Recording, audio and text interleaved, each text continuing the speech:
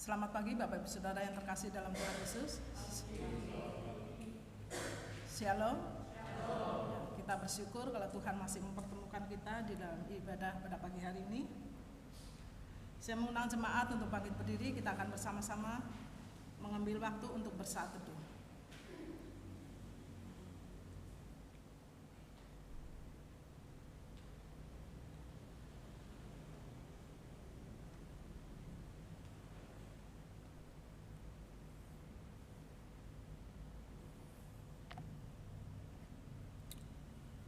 Amin. Saudara dalam kasih Tuhan, kami menyambut saudara sekalian untuk datang menghadap Tuhan, dan kebaktian kita pada pagi hari ini kita mau melandaskan pada pengakuan bahwa pertolongan kita datangnya dari Tuhan yang menciptakan langit dan bumi, yang kasih setianya kekal untuk selama-lamanya dan yang tidak pernah meninggalkan perbuatan tangannya. Amin.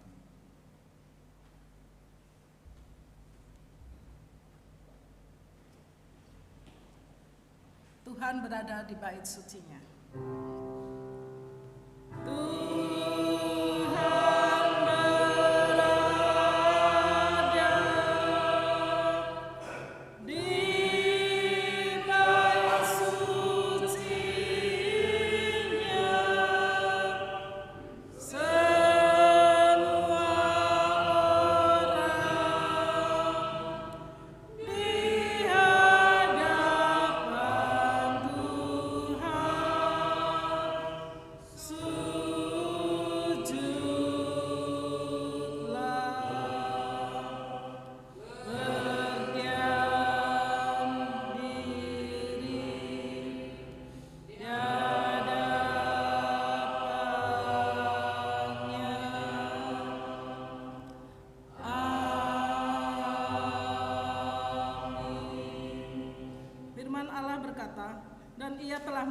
Kami memberitakan kepada seluruh bangsa dan bersaksi bahwa dialah yang ditentukan Allah menjadi hakim atas orang-orang hidup dan orang-orang mati. Tentang dialah semua nabi bersaksi bahwa barang siapa percaya kepadanya ia akan mendapat pengampunan dosa oleh karena namanya. Gloria Patri.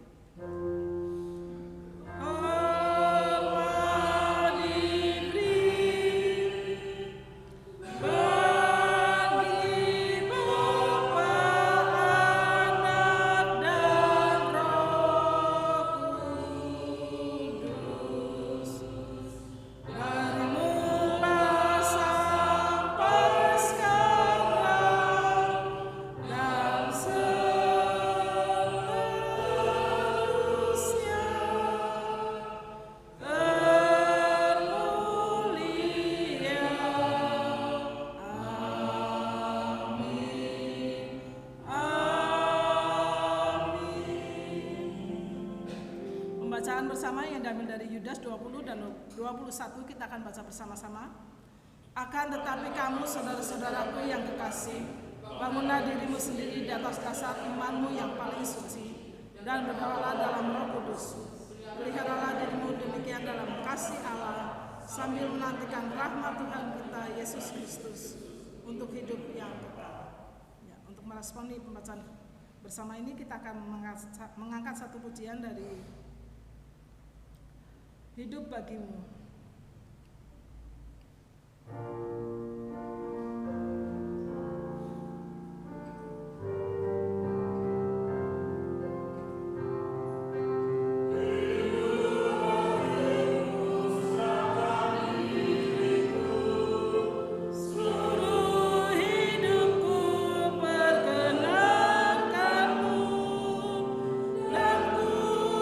Setia turun ke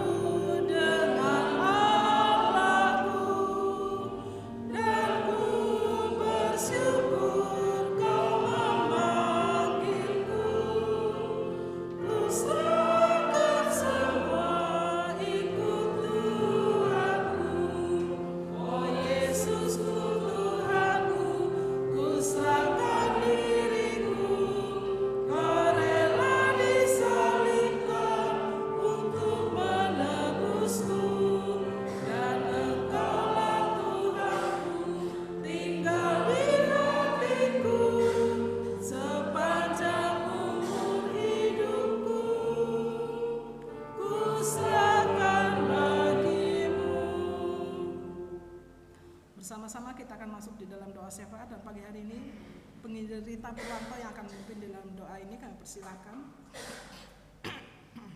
Tuhan Allah Bapa kami yang bertata di dalam kerajaan surga, pada pagi hari ini Tuhan kembali kami datang di hadirat-Mu. Kami sungguh bersyukur karena Tuhan sudah memberikan kami kekuatan dan terlebih kesempatan di mana kami pada hari Minggu ini boleh bersama-sama datang ke gereja untuk beribadah, memuji dan menyembah Engkau dan juga melayani Engkau. Oleh sebab itu kami mohon Tuhan untuk selidiki hati dan hidup kami, biarlah Engkau meluruskan dan mengucapkan setiap dosa dan kesalahan kami, supaya kami boleh layak untuk datang di hadirat-Mu, dan penyembahan kami, pujian kami, doa kami, bahkan firman-Mu sungguh dapat menjadi berkat sukacita baru dalam iman dan kerohanian setiap kami. Kami serahkan secara khusus untuk anak-anak Tuhan yang terlibat dalam seluruh rangkaian ibadah pelayanan pada pagi hari ini. Tuhan, Engkau berarti secara khusus agar kuat kuasa Roh Kudus-Mu menolong mereka sehingga melalui pelayanan mereka, ibadah kami sungguh-sungguh dapat berlangsung dalam hikmat dan pimpinan Roh Kudus Tuhan, sehingga kami boleh merasakan dan mengalami Tuhan secara pribadi dalam ibadah kami pada pagi hari ini. Tuhan, kami juga baru mau berdoa menyerahkan seluruh anak-anak-Mu yang sudah hadir. Mungkin mereka juga membawa berbagai persoalan dan pergumulan bagi hidup mereka masing-masing. Jika ada yang kurang sehat, Tuhan, kami mohon Engkau jamah sembuhkan dan pulihkan mereka. Dan secara khusus kami berdoa untuk saudari Reta yang saat ini terbaring lemah di rumah sakit karena harus operasi. Tuhan juga Engkau turut campur tangan supaya mereka boleh pulih kembali dengan sempurna. Demikian juga jemaat kami yang lain, mungkin mereka juga sedang mengalami masalah yang lain dalam kehidupan mereka. Tuhan, kami berdoa biarlah Engkau yang memberikan kekuatan, berikan jalan keluar bagi yang mengalami masalah keluarga, pekerjaan, apapun itu. Kami percaya tidak ada yang tersembunyi bagimu Tuhan, dan Engkau juga punya cara dan Engkau tahu bagaimana harus menolong dan membuka jalan bagi setiap mereka. Jika mereka sedang dalam kelemahan iman mereka kepada Tuhan, kami juga berdoa biarlah Engkau panggil mereka kembali kepadamu. Secara khusus kami berdoa bagi mereka yang sudah lama tidak hadir dalam setiap pertemuan ibadah ini. Tuhan, kami percaya Engkau mengasihi jiwa-jiwa mereka, sebab itu biarlah Roh Kudus Tuhan yang bekerja dalam hati mereka, supaya suatu waktu kelak di hari-hari yang akan datang mereka boleh kembali bergabung bersama-sama dengan kami dalam setiap ibadah yang ada. Berkati gereja kami di tempat ini, berkati para majelis hamba Tuhan dan seluruh pengurus perhimpunan yang ada, biarlah kami boleh dipakai oleh Tuhan, terus boleh bekerja sama membangun pekerjaan Tuhan di tempat ini. Tuhan, kami juga berdoa menyerahkan untuk bangsa dan negara kami. Kami percaya Engkau mengasihi bangsa kami di tengah-tengah berbagai cuaca yang kurang baik saat ini yang seringkali menimbulkan terjadi bencana alam di mana-mana. Kami berdoa biarlah pemeliharaan Tuhan terus ada beserta dengan kami semua, dan terlebih bagi mereka yang sedang mengalami bencana alam saat ini, terlebih untuk anak-anak Tuhan. Tuhan, Engkau berkati mereka, Tuhan berikan kekuatan, berikan penghiburan, dan biarlah Engkau juga yang akan memulihkan kondisi keluarga mereka masing-masing dan kesehatan mereka. Kami berdoa untuk seluruh gereja-gereja yang sedang beribadah pada pagi hari ini. Tuhan juga memberkati biarlah setiap firman Tuhan yang disampaikan melalui mimbar-mimbar gereja boleh membawa setiap umat Tuhan semakin mendekat kepadamu dan setia untuk mengiring Engkau. Terima kasih Tuhan, berkati bangsa kami, pemimpin-pemimpin kami, sehingga melalui pemimpinan mereka bangsa kami boleh diberkati oleh Tuhan. Terima kasih Bapa, kami serahkan seluruh rangkaian ibadah kami sekali lagi pada pagi hari ini. Kiranya Engkau berkati dari awal sampai selesai. Di dalam nama Tuhan Yesus Kristus kami sudah berdoa. Amin. Amin. Terima kasih. Kita masih tetap berdiri dan kita akan membaca sebagian firman Tuhan yang akan kita renungkan bersama-sama pada pagi hari ini, yang terambil dari Kisah Para Rasul pasal 10 ayat 1 sampai dengan 8. Kita akan membacanya secara bergantian. Saya akan mulai terlebih dahulu. Di Kaisarea ada seorang yang bernama Cornelius, seorang perwira pasukan yang disebut pasukan Italia.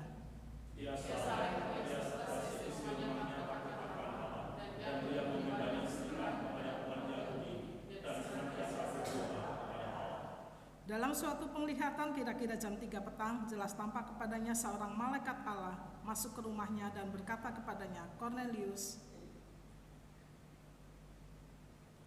Ia menatap malaikat itu dan dengan takut ia berkata, "Ada apa?"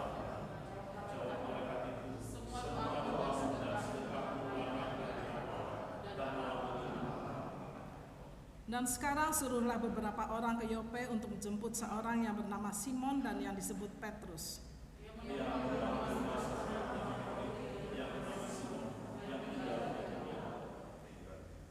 Setelah malaikat yang berbicara kepadanya itu meninggalkan dia, dipanggilnya 2 orang hambanya beserta seorang prajurit yang saleh dari orang-orang yang selalu bersama-sama dengan dia.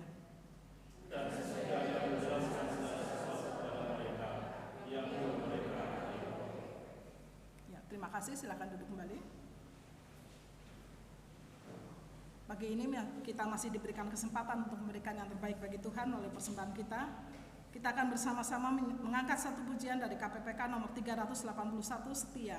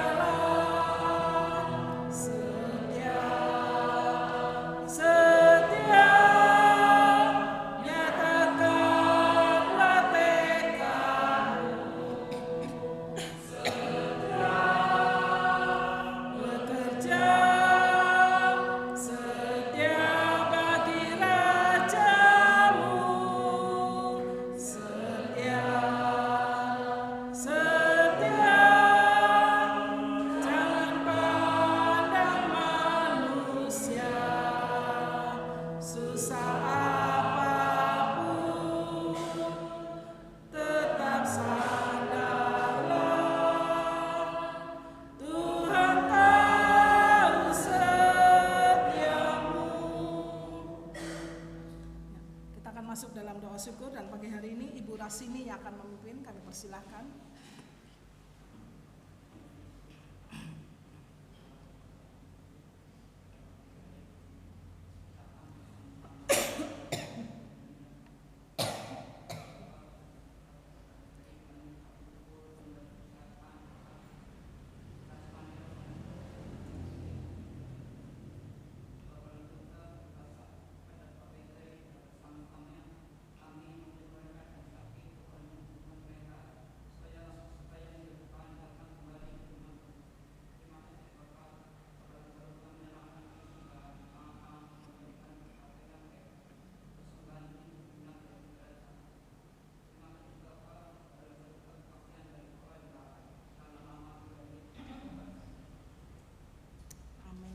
kasih. Saya persilakan duduk kembali. Ya, firman Tuhan hari ini akan disampaikan oleh Bapak Pendeta Hadi dan nanti dilanjutkan dengan perjamuan kudus. Namun sebelumnya kita siapkan hati kita untuk kita boleh mendengarkan firman Tuhan pagi ini. Kita akan menyanyikan satu pujian Tetap Setia. Nyanyikanlah pujian ini dengan kesungguhan hati kita, bahwa hati kita siap untuk diselidiki oleh Allah, supaya melalui firman Tuhan pagi ini kita boleh terus bertumbuh di dalam Tuhan.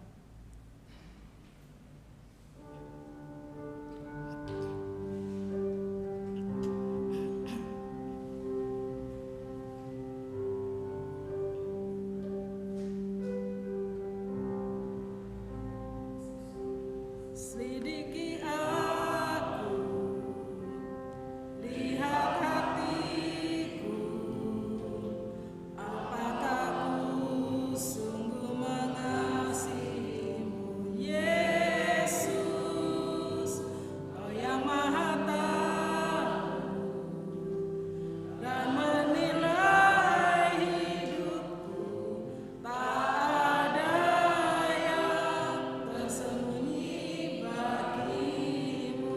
Selidiki aku, lihat hatiku, selidiki aku, lihat hatiku, apakah ku sungguh mengasihimu, Yesus, Kau yang Maha Tahu dan menilai hidupku, tak ada yang tersembunyi bagimu.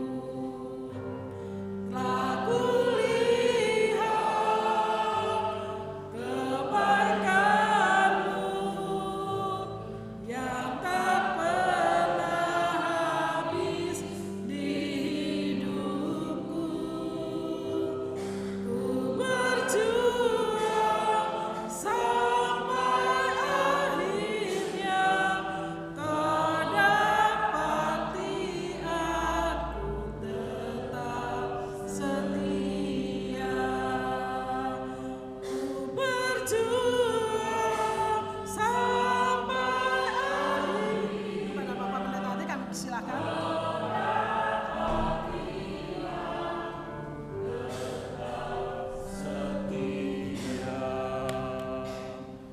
Mari kita berdoa. Bapa kami yang di dalam surga, Tuhan, kami bersyukur jikalau pada pagi hari ini Engkau kembali menggerakkan hati setiap kami, Bapa, untuk boleh datang beribadah kepadamu bersama-sama di tempat ini. Kami sungguh bersyukur, Bapa, karena kami boleh merasakan kasih setia Tuhan di dalam kehidupan kami. Oleh sebab itu Tuhan, kami mau serahkan akan kehidupan kami ketika kami akan bersama-sama merenungkan kebenaran firman-Mu yang telah kami baca tadi. Berikan pengertian kepada setiap kami Tuhan, agar kami boleh menjadi anak-anak Tuhan yang setia, menjadi anak-anak Tuhan yang hidup di dalam iman dan kesalehan, ya Bapa, sehingga melalui kehidupan kami nama Tuhan dipermuliakan. Urapi hamba-Mu, pakai hamba-Mu yang penuh dengan kelemahan dan keterbatasan ini Tuhan, untuk menyampaikan sabda Tuhan. Demikian juga kiranya Engkau membuka hati dan pikiran setiap kami untuk kebenaran firman-Mu. Di dalam nama Tuhan Yesus kami berdoa dan bersyukur. Amin. Shalom saudara-saudaraku yang dikasihi oleh Tuhan. Puji nama Tuhan, hari ini kita boleh kembali untuk beribadah kepada Tuhan. Dan tema kita hari ini, kita akan belajar kepada satu tokoh yang bernama Cornelius, yang hidup di dalam kesalehan yang begitu luar biasa. Saudara-saudaraku yang dikasihi oleh Tuhan, di dalam hidup manusia, bahkan mungkin juga ada di antara kita yang pernah mengalaminya, tentang pengalaman supranatural, sesuatu yang terjadi di luar batas pemikiran kita, peristiwa-peristiwa yang tidak pernah kita pikirkan tetapi itu terjadi. Dan di dalam konteks ini kita melihat pengalaman seorang Cornelius ketika dia mengalami ataupun ketika ada malaikat Tuhan yang menjumpainya Sehingga peristiwa itu mengubah seluruh kehidupannya. Penampakan malaikat ataupun ketika malaikat menjumpai memberikan sebuah petunjuk apa yang harus ia kerjakan dan apa yang harus ia lakukan di dalam kesalehan hidupnya. Saudara-saudara, siapakah sebetulnya Kornelius ini? Ketika kita membaca bagian di dalam Kisah Para Rasul pasal 10, dengan cukup jelas bahwa Kornelius ini adalah seorang perwira pasukan yang disebut pasukan Italia yang sedang berada di Kaisarea. Artinya bahwa Kornelius ini adalah orang Romawi, seorang yang dahulunya dia adalah seorang kafir, seorang yang tidak mengenal Allah, tetapi di dalam perjumpaannya dengan umat Israel, dengan bangsa Israel, tentunya di dalam relasi dia dengan masyarakat di sekitar, dia mengenal siapa itu Allah yang disembah oleh bangsa Israel. Sehingga melalui perjumpaannya dengan umat Israel inilah, dan di dalam pengenalan dia kepada Yahweh Allah yang disembah oleh bangsa Israel itulah, dia yang tadinya orang yang tidak percaya kepada Allah, dia menjadi orang yang mengenal Allah, menjadi orang yang tahu bagaimana caranya hidup di dalam kesalehan-kesalehan yang dilakukan oleh umat Israel. Kehidupan umat Israel yang ada di sekitar Kornelius ini memberikan pengaruh, memberikan dampak.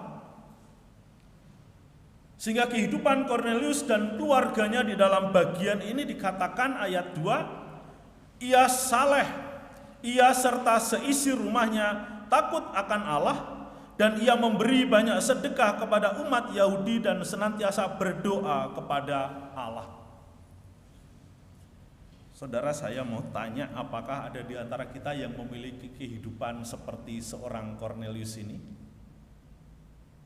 Di dalam ayat itu dikatakan bahwa ia seorang yang saleh, ia serta seisi rumahnya takut akan Allah, dan ia memberi banyak sedekah kepada umat Yahudi dan senantiasa berdoa kepada Allah. Saudara, kalau punya tetangga atau teman atau saudara yang hidupnya seperti ini, kira-kira berani nggak kita memberitakan Injil kepadanya? Secara umum, kan kita bisa melihat kehidupan manusia, kehidupan seseorang yang demikian. Mungkin ada di antara kita yang melihat tetangga kita itu hidupnya begitu saleh, dia rajin berdoa, dia rajin memberi sedekah, dia rajin menolong orang yang sedang susah, tetapi dia tidak percaya Yesus.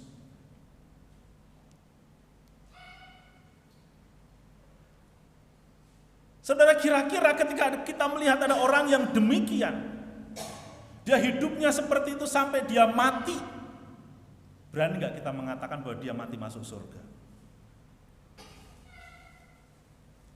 Ia seorang yang saleh, kita punya tetangga begitu, dia rajin berdoa kepada Tuhannya, dia memberi sedekah, dan dia tidak berbuat dosa. Gambaran Kornelius itu seperti itu, saudara. Berani nggak kita menginjili?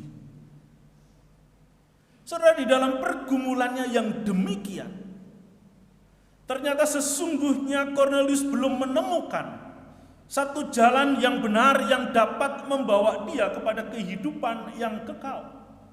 Tetapi dengan apa yang ia lakukan, yang ia kerjakan, kita bisa melihat bahwa Allah tidak membiarkan orang yang mencari-cari dia, orang yang mencari kebenaran itu dibiarkan hidup ataupun jalan hidupnya menuju kepada kebinasaan.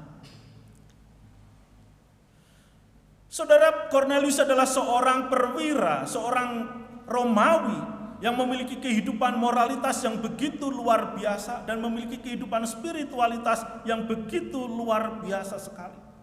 Tetapi kesalehan kehidupan seorang Kornelius di dalam ayat yang kedua yang diceritakan di dalam Kisah Para Rasul ini bukanlah sebagai dasar bahwa dia sudah bertobat.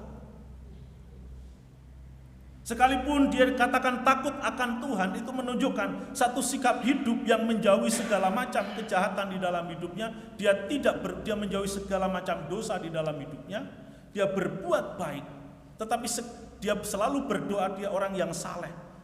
Tetapi hal itu bukan karena dia sudah bertobat. Bukan karena dia sudah mengenal Kristus.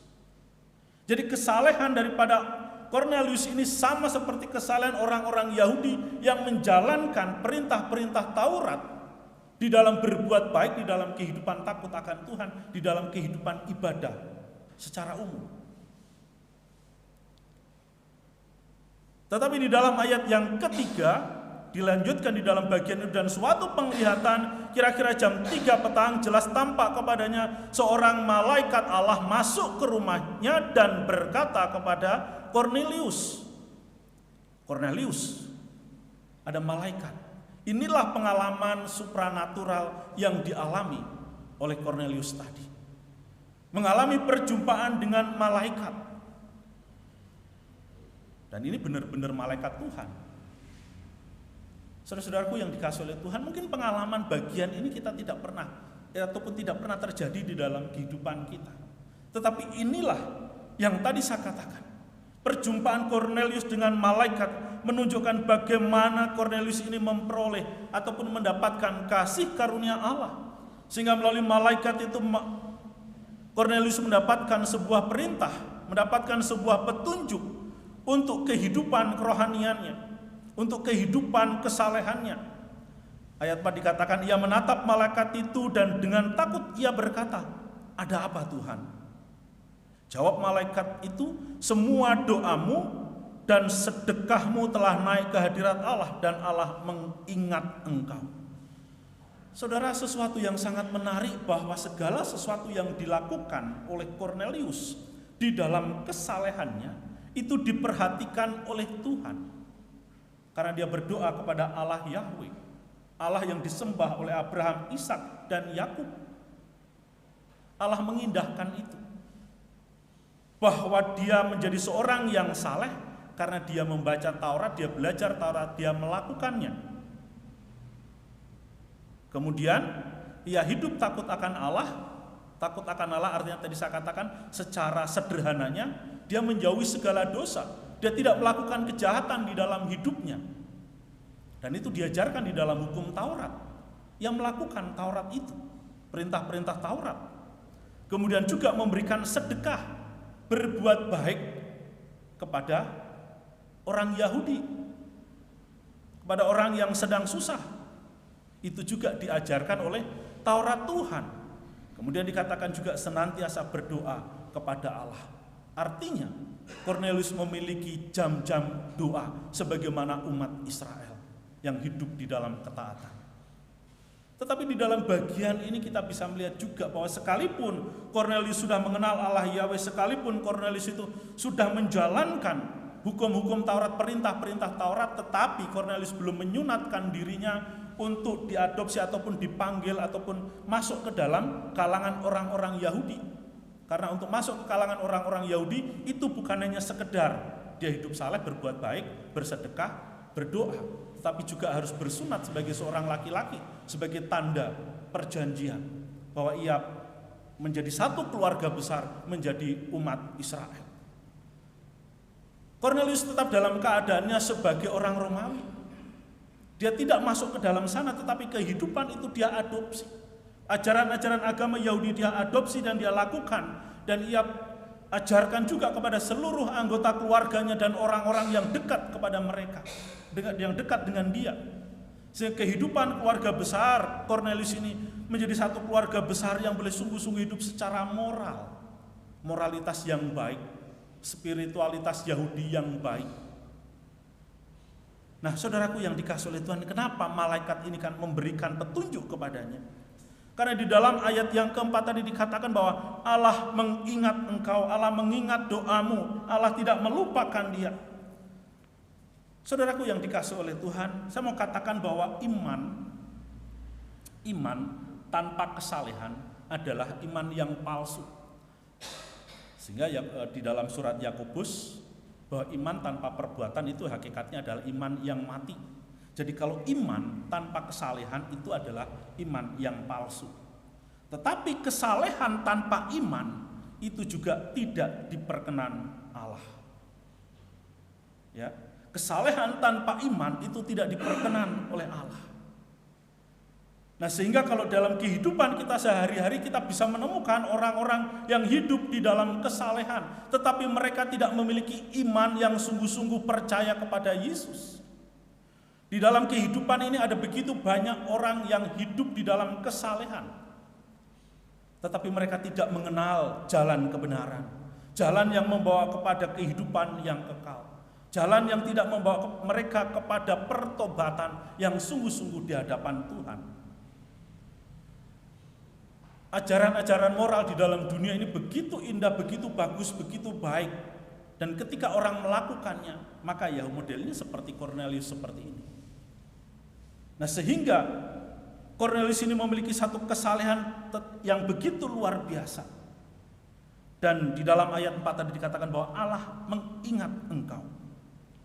Saudaraku yang dikasihi oleh Tuhan, kalimat ini atau kata Allah mengingat engkau di dalam ayat yang keempat itu sepadan dengan ketika firman Tuhan berkata bahwa Allah mengingat Nuh dan keluarganya yang sedang menantikan berakhirnya penghukuman atau sedang menunggu air bah itu surut. Kemudian juga Allah mengingat penderitaan Israel yang diperbudak di Mesir selama 430 tahun. Allah mengingat. Kata-kata itu adalah kata kalimat yang sepadan. Dan juga Allah mengingat Rahel. Rahel itulah seorang pelacur yang menganggap dirinya tidak berharga. Allah memberikan kasih karunia-Nya mengingat dia. Kemudian di dalam bagian ini juga Allah mengingat Cornelius, seorang kepala pasukan yang ada di Kaisarea, seorang kafir yang ada di tanah Kanaan yang tekun mencari Tuhan. Jadi kesalehan Cornelius adalah suatu cara bagaimana dia mencari kebenaran, bagaimana dia mau menemukan Tuhan, cara bagaimana dia mau mengenal Tuhan. Dan inilah yang menjadi wujud daripada kasih karunia itu, sehingga di dalam perjumpaannya dengan malaikat itu dia mendapatkan petunjuk apa yang harus dikerjakannya, apa yang harus dilakukannya. Kemudian di dalam ayat itu malaikat memberikan sebuah perintah. Dan sekarang suruhlah beberapa orang ke Yope untuk menjemput seorang yang bernama Simon yang disebut Petrus. Ia menumpang di rumah seorang penyamak kulit yang bernama Simon yang tinggal di tepi laut. Jadi ini Simon menumpang di rumah Simon. Nah, jadi saudara, kalau kita pergi jemput begitu kan, tapi di dalam ayat sebelumnya kan ada, kamu jemputlah Simon yang disebut Petrus yang menumpang di rumah seorang yang bernama Simon penyamak kulit yang tinggal di tepi laut. Jelas sekali. Kalau itu tidak dijelaskan atau tidak dikasih tahu, itu akan menimbulkan kebingungan. Misalkan jemputlah Simon di rumahnya Simon. Akhirnya yang dibawa pulang siapa? Simon, pemilik rumah. Tetapi di sini dikatakan Simon yang disebut Petrus. Jadi ini sesuatu yang alamat yang ditujukan secara khusus. Ya, misalkan ada seorang yang dikasih oleh petunjuk oleh Tuhan, misalkan dari Madura. Kamu pergi ke Purwokerto, cari yang namanya Hadi Purwanto di Purwokerto Timur misalkan. Ada berapa banyak di Purwanto di Purwokerto Timur? Mungkin banyak, saya sih nggak tahu gitu kan. Tapi banyak nggak kira-kira?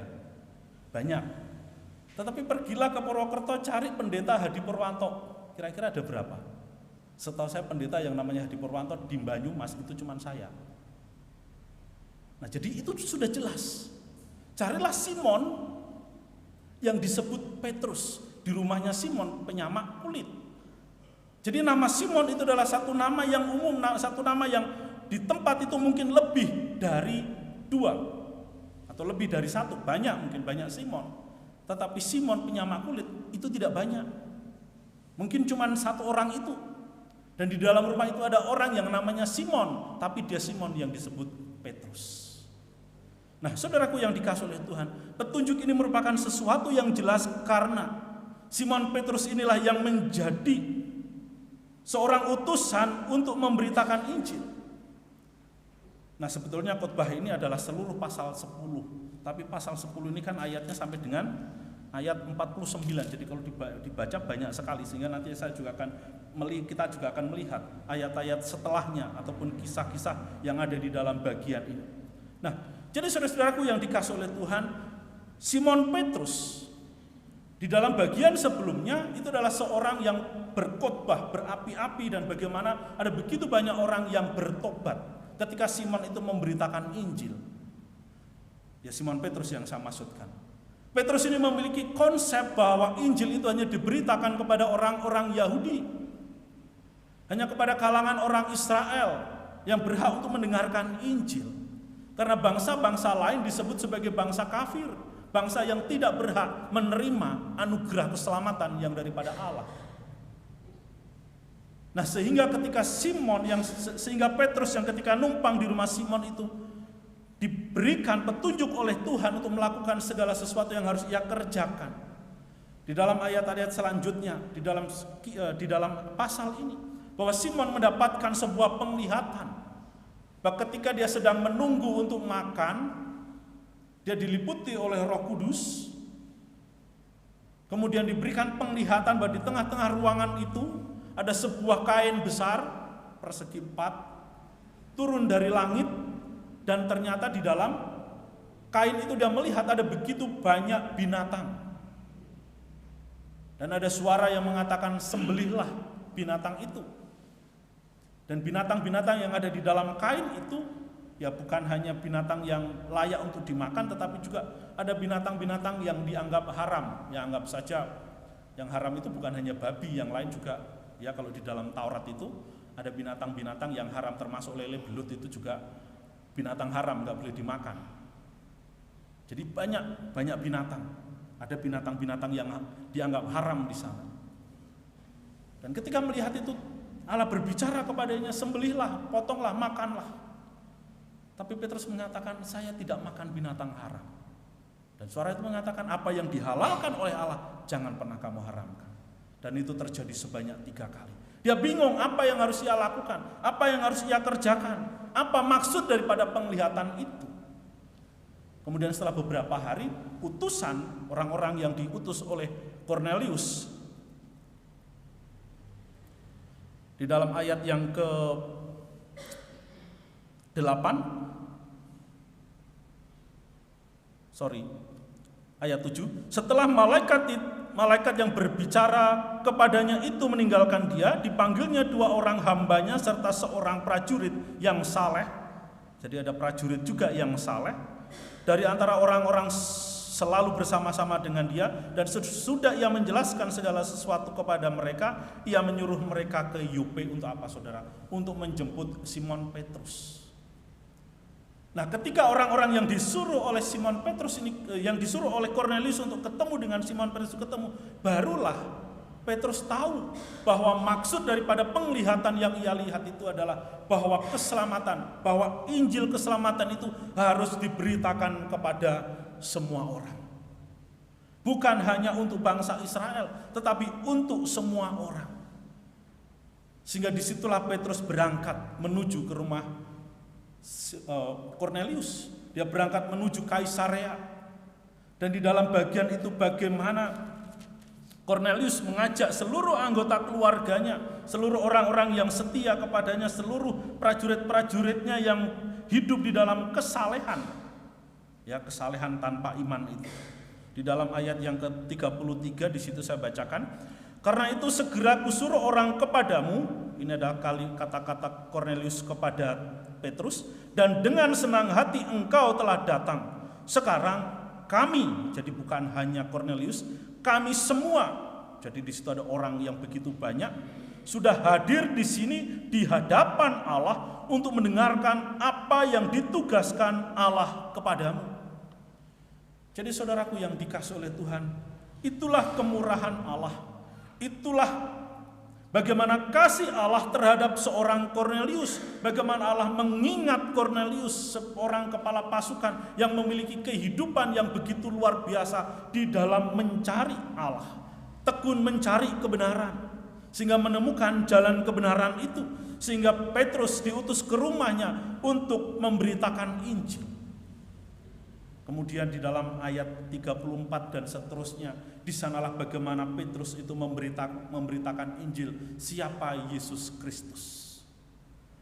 Oleh sebab itu saudaraku yang dikasihi oleh Tuhan, karena Petrus tahu bahwa Injil keselamatan itu untuk semua bangsa, dan ini adalah kasih karunia Allah yang Allah berikan di dalam kehidupan Kornelius dan seluruh keluarga besarnya. Kita perhatikan di dalam ayat yang ke-35. Di situ dikatakan,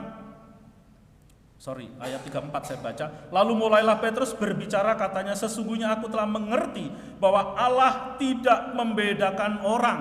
Yang tadinya Petrus membedakan orang, dia hanya mau memberitakan Injil kepada orang-orang Yahudi, tetapi setelah dia mendapatkan penglihatan, di situ dia sadar.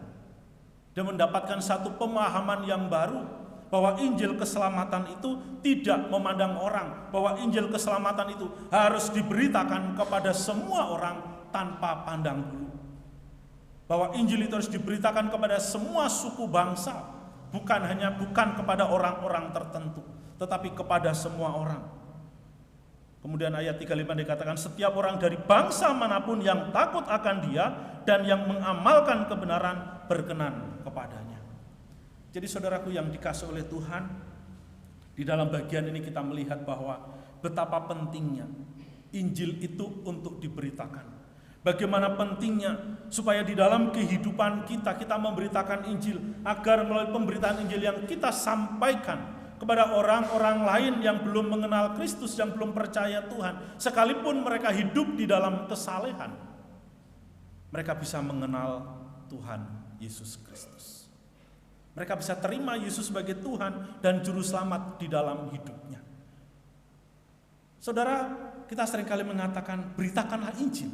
Soal orang itu mau bertobat atau tidak, itu bukan urusan kita. Karena pertobatan itu adalah pekerjaan Roh Kudus. Di dalam bagian ini kita bisa, kalau kita membaca secara keseluruhan, ada pekerjaan Roh Kudus. Sekalipun orang Kornelius dan seluruh anggota keluarga besarnya itu adalah orang-orang yang saleh, tetapi mereka adalah orang yang mau belajar untuk mendengarkan kabar kebenaran. Orang-orang yang mencari Tuhan, mencari kebenaran. Sehingga ketika Injil setelah mereka dengar, mereka dipenuhi oleh Roh Kudus. Mereka menerima Yesus sebagai Tuhan dan Juru Selamat di dalam hidup mereka. Dan mereka dibaptis oleh Petrus di dalam ayat yang terakhir itu. Saudara, ini adalah sebuah pekerjaan yang menjadi tanggung jawab kita sebagai anggota gereja, sebagai tubuh Kristus, untuk terus memberitakan Injil. Beritakan Injil. Kita tidak pernah tahu kapan orang itu akan bertobat, tetapi benih-benih Injil itu harus kita beritakan. Yesus Kristus yang adalah Tuhan dan Juru Selamat di dalam kehidupan kita, itu harus terus-menerus diberitakan. Kemarin ketika kami bergabung dalam persekutuan pasangan suami istri, hamba-hamba Tuhan di Sokaraja, Bapak Pendeta Januntung cerita, karena dia satu kelompok dengan kami, minggu depan ya, dia akan melakukan satu perjalanan pelayanan, salah satunya itu ke Cirebon. Ya, salah satunya ke Cirebon. Dia bukan mau KKR, saudara, juga bukan mau melakukan pelayanan ibadah, enggak, tapi dia mau melakukan pelayanan baptisan. Siapa yang dibaptis, dan dia cerita bahwa yang dibaptis itu nanti udah diatur malam begitu di hotel. Yang dibaptis itu masih pakai jilbab. Saudaraku yang dikasihi oleh Tuhan, kita tidak pernah tahu kapan seseorang itu akan bertobat.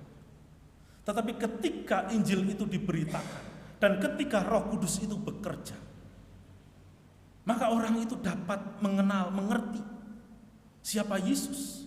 Karena orang-orang di sekitar kita yang belum mengenal Kristus, mereka hanya mendengar Yesus Kristus itu dari penceramah-penceramah mereka, dari tokoh-tokoh mereka. Mereka tidak mau sungguh-sungguh belajar, tidak mau sungguh-sungguh membaca firman Tuhan. Bahkan mungkin juga mereka belum pernah mendengar tentang siapa Kristus. Itu dari kita sebagai orang Kristen yang mempercayainya. Inilah yang menjadi satu tantangan di dalam kehidupan kita, untuk menceritakan siapa Yesus Kristus itu di dalam hidup kita. Keluarga kita sebagai keluarga Kristen memiliki satu peranan yang sangat penting di dalam memberikan kesaksian hidup kepada anggota keluarga kita. Saudara, Cornelius ini bukan hanya seorang perwira, tetapi juga tentunya dia memiliki kehidupan yang dapat mempengaruhi kehidupan orang lain, mempengaruhi kehidupan keluarganya, istrinya, anak-anaknya, tetangganya, saudara-saudaranya. Sehingga melalui kehidupan dia, di dalam kesalehannya itu, orang mau percaya kepada Allah. Dan di dalam pencariannya akan Allah itu, dia dipertemukan dengan Simon Petrus, seorang pemberita Injil yang luar biasa. Saudaraku yang dikasihi oleh Tuhan, menceritakan siapa Yesus di dalam kehidupan kita harus membutuhkan satu keberanian, membutuhkan satu keberserahan dan juga pengenalan akan Allah, akan siapa Yesus Kristus dalam hidup kita. Karena seringkali kita sendiri pun tidak berani mengakui siapa Yesus itu di hadapan orang lain. Siapakah orang lain itu? Ya mungkin keluarga kita yang belum percaya, mungkin itu juga teman kita. Tetapi sesungguhnya mereka menunggu, mereka menantikan kita menceritakan tentang Tuhan yang kita percaya. Kalau yang berani mungkin mereka akan tanya. Kayak Nathan ini kadang-kadang di sekolah suka ditanya, siapakah Yesus? Dia bilang anak Allah. Dia adalah juru selamat. Tidak perlu membuka diskusi panjang lebar. Ceritakan siapa Yesus yang kita percaya. Itulah yang dilakukan oleh Petrus. Karena ketika kita membaca bagian ini secara keseluruhan, bahwa perkenalan Petrus dan perjumpaan Kristus sebagai seorang rasul dengan Yesus Kristus, itu dia ceritakan. Dan cerita tentang siapa Yesus itu sesungguhnya sudah menjalar kemana-mana, termasuk kita di hari ini. Siapa Yesus itu orang sudah pada tahu sebetulnya. Tetapi mereka belum mengalami perjumpaan secara pribadi dengan orang yang mengalami Yesus itu. Siapakah orang-orang yang mengalami Yesus itu? Ya saudara dan saya yang sudah percaya, yang sudah bertobat, yang sudah dibaptis, yang sudah mengaku sebagai orang Kristen. Perjumpaan kita dengan saudara-saudara kita yang belum mengenal Kristus, ini adalah sesuatu yang penting, yang tidak boleh saudara dan saya abaikan. Karena di dalam rangka melaksanakan amanat agung, saudara dan saya harus memberitakan siapa itu Yesus Kristus yang saudara dan saya imani, yang saudara dan saya percayai. Saudaraku yang dikasihi oleh Tuhan, penginjilan itu sebetulnya adalah sesuatu yang bisa kita pakai dengan berbagai macam cara, karena tidak ada metode yang tepat. Semua metode itu dicoba. Dan kita doakan setiap metode itu ya bisa dipakai oleh Tuhan. Karena pendekatan metode itu adalah pendekatan bagaimana kita memberitakan Injil kepada orang lain. Ada satu pendekatan lain lagi yang mungkin kita pernah belajar di sini yang ikut EE ya, yang dilaksanakan oleh Gereja Karunia Cabang Surabaya. Beberapa waktu lalu ada di antara kita yang sudah ikut, itu salah satu metode. Kemudian mungkin nanti metode lain lagi yang akan kita pelajari nanti di bulan, ini saya kasih bocoran dulu, nanti di bulan Mei. Mudah-mudahan itu kita bisa mengikutinya dan bisa menerapkannya, yaitu melalui pertemanan. Kalau kita itu sudah dekat dengan anggota keluarga kita, kalau kita itu sudah dekat dengan teman kita, kalau kita memberitakan Injil itu tidak terjadi dalam tanda kutip perdebatan ya, yang begitu ngotot. Kalau kita sudah berteman baik, berani gak kita menceritakan pengalaman iman kita kepada Yesus. Itu penting. Kalau kamu sudah punya teman baik yang tidak melihat apa agama kita, dan kita juga tidak melihat agamanya dia, tetapi kita tahu bahwa dia belum di dalam Tuhan, belum di dalam anugerah Tuhan, belum mengenal siapa Yesus itu, melalui sarana itu, penginjilan melalui persahabatan, pertemanan. Nah, metode ini nanti akan ada filmnya dan lain sebagainya, yang itu dikemas dalam suasana yang cukup santai untuk mengundang teman-teman kita begitu yang belum percaya sungguh-sungguh kepada Tuhan, untuk kita misalkan nonton bersama-sama tentang siapa Yesus dan lain sebagainya, tentang kesaksian dan lain sebagainya. Nah, saudara-saudaraku yang dikasihi oleh Tuhan, marilah kita memiliki kerinduan seperti Petrus ini, kerinduan untuk memberitakan Injil. Namun juga kita harus juga memiliki satu kesalehan. Kita saudara dan saya sebagai orang yang punya iman, kita juga harus hidup di dalam kesalehan. Karena iman tanpa kesalehan itu adalah iman yang palsu, dan kesalehan tanpa iman itu tidak diperkenan oleh Tuhan. Saudara dan saya sudah punya iman, dan kita harus hidup di dalam kesalehan itu karena iman kita. Kesalehan itu bukan hanya sekedar bukan hanya sekedar berdoa, bukan hanya sekedar menjauhi segala dosa-dosa kita, bukan hanya sekedar hidup takut akan Tuhan, yaitu kehidupan yang menjauhi dosa, bukan hanya senantiasa berdoa dan bukan hanya berbuat baik, tetapi juga mengaplikasikan, mempraktekkan, menceritakan apa yang diajarkan oleh iman kekristenan kita kepada orang lain. Sampaikan itu. Jadi bukan hanya sekedar melalui kesaksian hidup kita, tetapi juga melalui tutur kata kita, melalui pengajaran kita yang kita bisa gunakan dengan berbagai macam cara. Saudaraku yang dikasihi oleh Tuhan, pada hari ini kita boleh sama-sama belajar bahwa kesalehan yang luar biasa yang ditunjukkan oleh Cornelius itu tidak cukup untuk membawa dia kepada keselamatan. Dia membutuhkan Yesus Kristus di dalam hidupnya.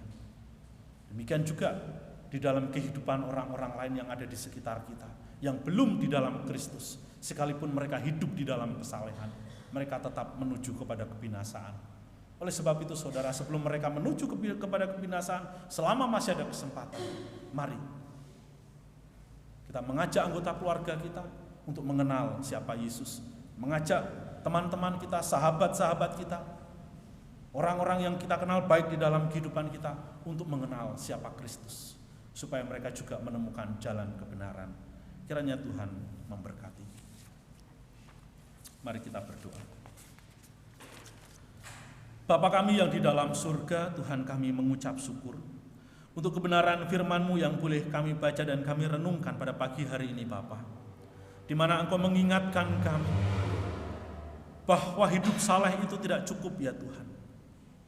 Kami harus menemukan, kami membutuhkan anugerah dan keselamatan yang daripada Engkau, yaitu iman yang membawa kepada keselamatan, iman yang sungguh-sungguh percaya kepada Yesus Kristus, menerima Yesus sebagai Tuhan dan Juru Selamat di dalam kehidupan kami. Oleh sebab itu Tuhan, ketika kami sudah memiliki iman yang demikian, berikan kami keberanian untuk memberitakan Injil, keberanian untuk menjadi saksi-saksi Tuhan di tengah-tengah dunia ini.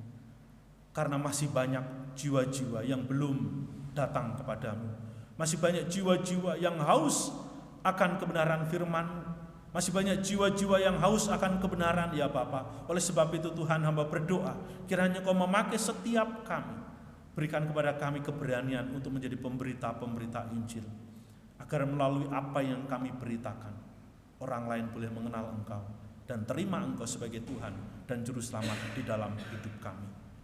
Terima kasih Bapa. Dan bila sebentar lagi kami juga akan mengadakan ataupun menerima sakramen perjamuan kudus pada pagi hari ini, kiranya Engkau juga menolong setiap kami Tuhan. Engkau selidiki hati setiap kami. Mohon Kau sucikan, kuduskan kami Bapa. Bimbing kami supaya kami boleh terus hidup sebagai anak-anak-Mu, ya Bapa, yang selalu hidup takut akan Engkau, yang senantiasa memiliki kehidupan yang saleh. Dan kami boleh mempraktekkan akan iman kami Tuhan melalui perbuatan-perbuatan baik kami, supaya di dalam hidup kami Bapa, orang boleh mengenal Engkau. Melalui hidup kami boleh menjadi saksi-saksi-Mu Tuhan.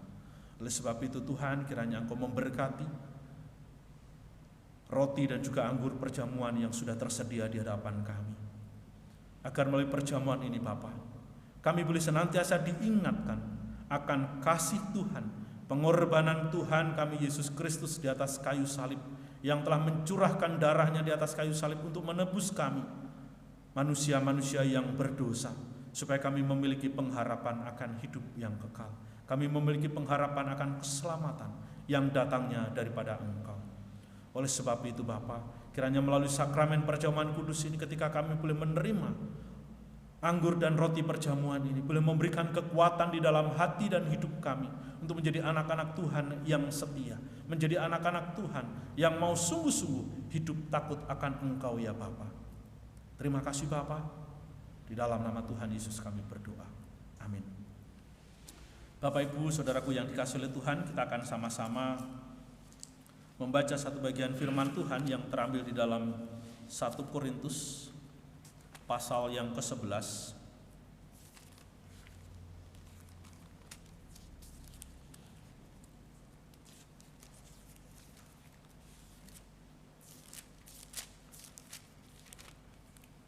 Satu Korintus pasal 11 ayat 23 sampai dengan ayat yang ke-29. Kita akan membaca bersama-sama. Saya mengajak jemaat sekalian bangkit berdiri. Kita akan membaca 1 Korintus pasal yang ke-11 ayat 23 sampai 29. Oke, kita baca sama-sama. 1, 2, 3. Sebab apa yang telah kuteruskan kepadamu telah aku terima dari Tuhan, yaitu bahwa Tuhan Yesus pada malam waktu Ia diserahkan mengambil roti, dan sesudah itu Ia mengucap syukur atasnya, Ia memecah-mecahkannya dan berkata, inilah tubuhku yang diserahkan bagi kamu. Perbuatlah ini menjadi peringatan akan aku. Demikian juga Ia mengambil cawan sesudah makan, lalu berkata, cawan ini adalah perjanjian baru yang dimeteraikan oleh darahku. Perbuatlah ini setiap kali kamu meminumnya menjadi peringatan akan aku. Sebab setiap kali kamu makan roti ini dan minum cawan ini, kamu memberitakan kematian Tuhan sampai Ia datang. Jadi barang siapa dengan cara yang tidak layak makan roti atau minum cawan Tuhan, ia berdosa terhadap tubuh dan darah Tuhan. Karena itu hendaklah tiap-tiap orang menguji dirinya sendiri, dan baru sesudah itu ia makan roti dan minum dari cawan itu. Karena barang siapa makan dan minum tanpa mengakui tubuh Tuhan, ia mendatangkan hukuman atas dirinya. Amin. Silakan jemaat duduk kembali. Saudara-saudaraku yang dikasihi oleh Tuhan, sakramen perjamuan kudus hanya boleh diikuti oleh setiap anggota jemaat Tuhan yang sudah dibaptis.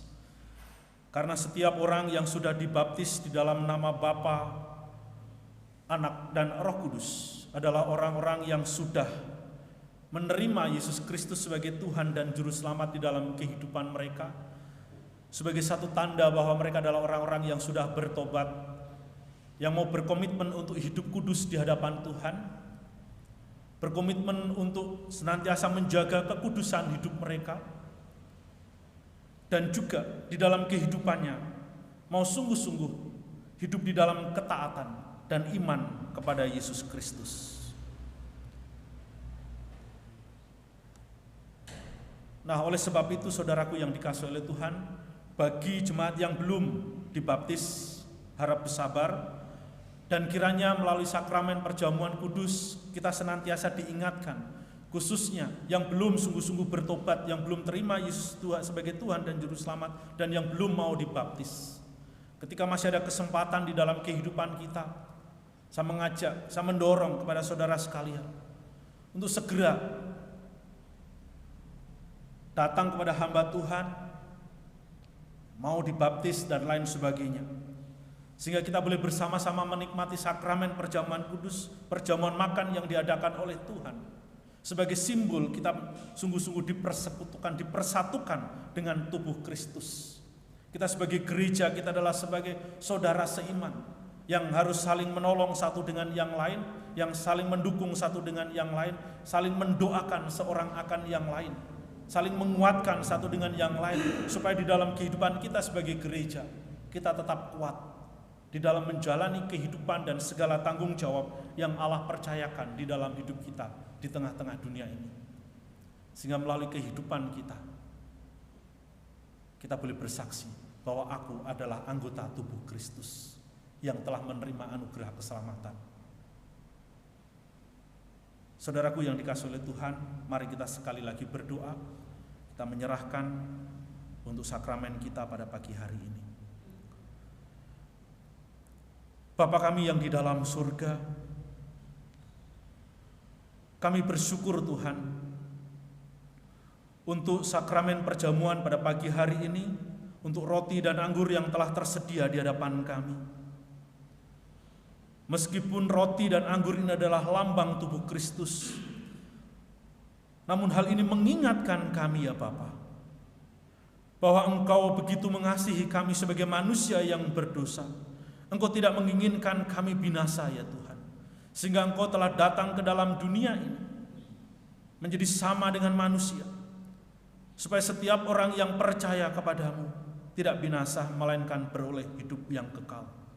Dan Engkau telah menyerahkan tubuhmu untuk dipakukan di atas kayu salib, menggantikan kami ya Tuhan, turun ke dalam dunia orang mati, dan Engkau telah bangkit di hari yang ketiga. Oleh sebab itu Tuhan, dengan mengimani dan meyakini apa yang telah Engkau kerjakan di dalam kehidupan kami,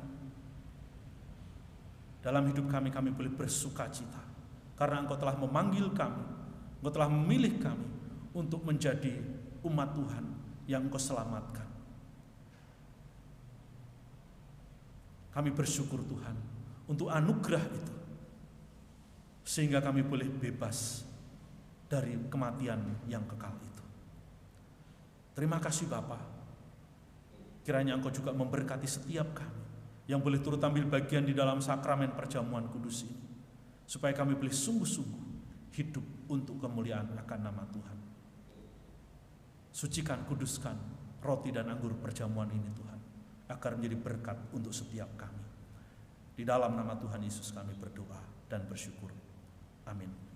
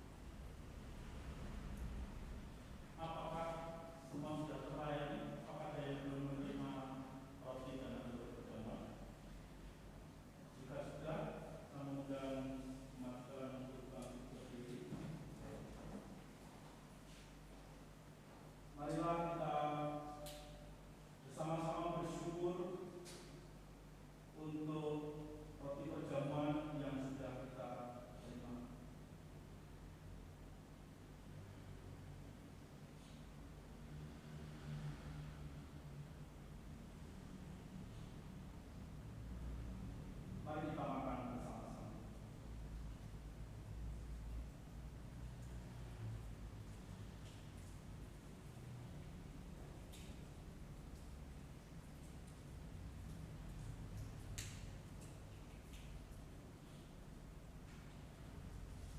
Punya kesulitan membuka mulut pertemuannya.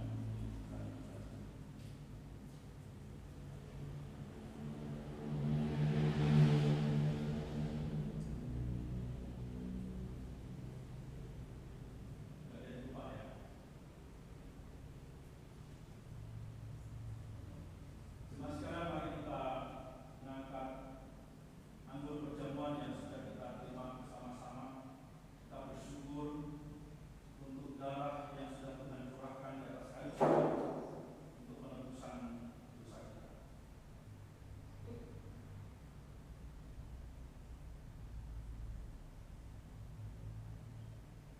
Mari kita minum bersama-sama.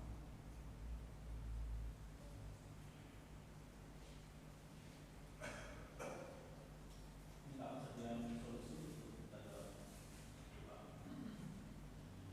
Bapa yang ada di surga, kami bersyukur Tuhan, kami orang yang berdosa telah Kau ampuni, sehingga sebagai anak-anak kami boleh terus menyaksikan akan kasih Tuhan, mati di atas kayu salib menebus dosa kami, dan pada pagi hari ini kami boleh memperingati akan kasih sama-sama dengan seluruh jemaat. Biarlah kasih Tuhan boleh kami wartakan di dalam kehidupan kami untuk orang-orang yang belum percaya kepada.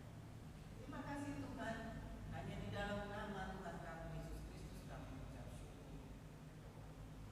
Amin. Amin. Silakan kita kembali saat kami pertemuan kudus sudah selesai.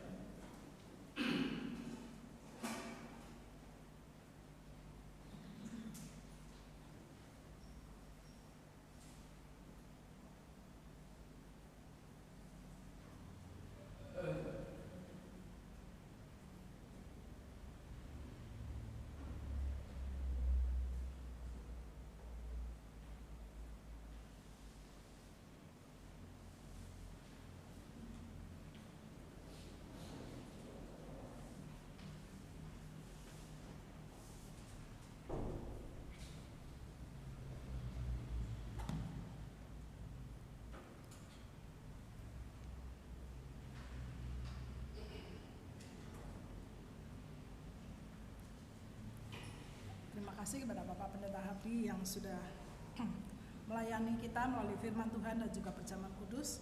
Kiranya Tuhan memberkati pelayanan dan juga keluarga Bapak. Bersama-sama kita akan mengerahkan iman kita. Saya mengundang jemaat untuk bangkit berdiri kembali.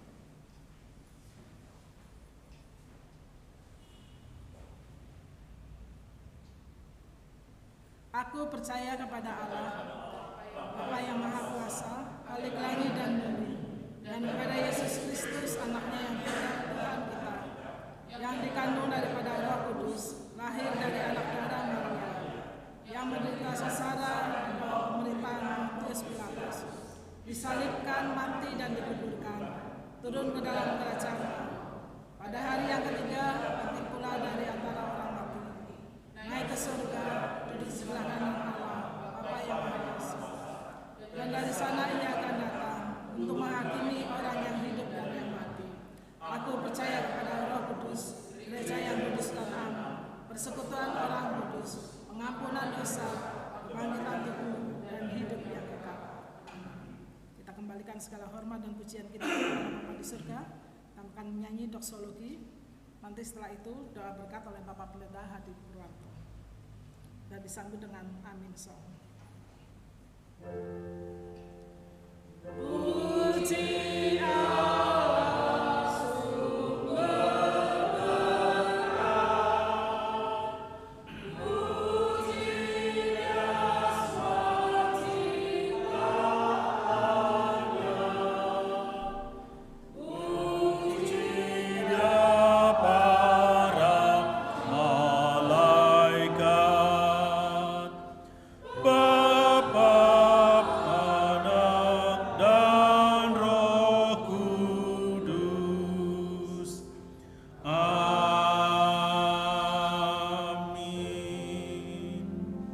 Jemaat yang dikasihi oleh Tuhan, pulanglah, kembalilah ke dalam kehidupanmu masing-masing.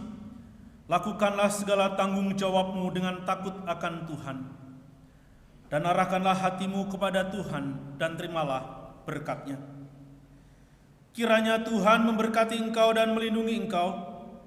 Kiranya Tuhan menyinari engkau dengan wajah-Nya dan memberi engkau kasih karunia.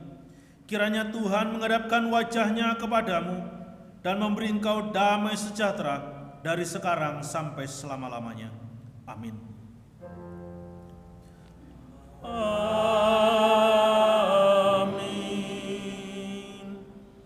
Amin.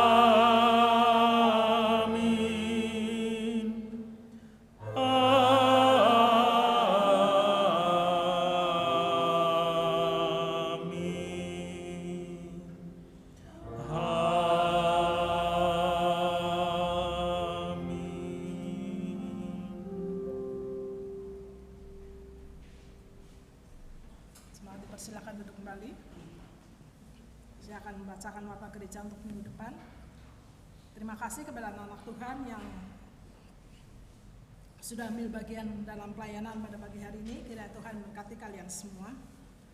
Warta minggu depan, liturgi Saudari Leni, doa syafaat Ibu Karsia, doa syukur Saudari Minghung dan LCD Saudari Aprilia, lalu pemusiknya Saudari Siska. Persekutuan Youth setiap hari Sabtu pukul 18, lalu ibadah sekolah minggu setiap hari Minggu jam 9, dan kebaktian doa setiap hari Rabu jam 6 sore. Kiranya kita semua boleh hadir bersama-sama tempat ini. Mari kita bersama-sama menyanyikan lagu Immanuel sambil berjabat tangan.